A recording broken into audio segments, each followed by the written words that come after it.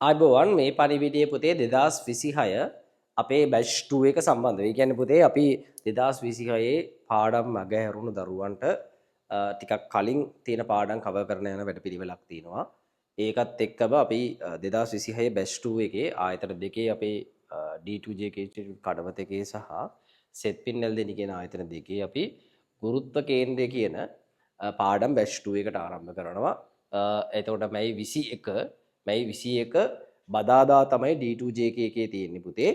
එතකොට සෙත්මින් එකේ තියෙන්නේ මැයි 22 බ්‍රහස්පතින්දා 3:30ට තමයි සෙත්මින් ආයතනයේ තියෙන්නේ.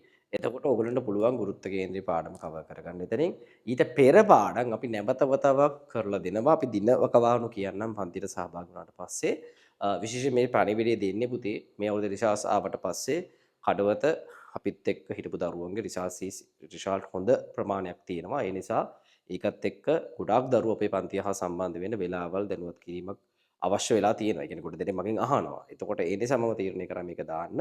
මොකද අපේ රිසර්ච් වලට ගහන්න කිසිම පන්තියක් කඩවතවට නැති නිසා ගොඩක් දරුවෝ අපේ පන්තිය හා දැන් බැඳෙමින් පවතිනවා.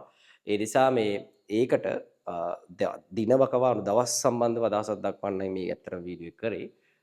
ඔයගොල්ලන්ට පුළුවන් මේ බැජ් එකත් එක්ක සම්බන්ධ වෙලා ලස්සනට මුල කම්ප්ලීට් වෙලා නැති කොටසුත් කම්ප්ලීට් කරගෙන මේ වැඩේ යන්න ඉගියක් දෙන්නම් ඕන නිව්ටන් නියම ළඟදීම නැවතවතාවක් කරලා දෙනවා.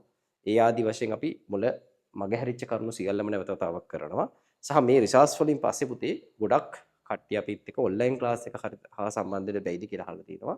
ඒතර ඒකට දෙන්න තියෙන උපදේශය තමයි පුතේ අපි මේ අවුරුද්දේ 2026 බැච් එකටත් ඔන්ලයින් ක්ලාස් එක සම්පූර්ණයෙන් ඔන්ලයින් විතරක් ඉන්න පුළුවන්.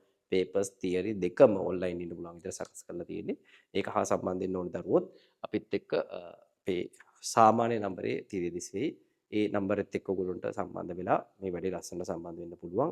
එහෙනම් පුතේ අපි 2026 දරුවෝ මේ වැඩේ ලස්සනට ජීවිතේ ජයග්‍රහණය කරන්න අවශ්‍ය දරුවෝ ඒ තුනක් දාලා ඉන්ජිනියරිං මෙඩිසින් යන්න ඕනේ දරුවෝ අපිත් එක්ක එකතු වන්න.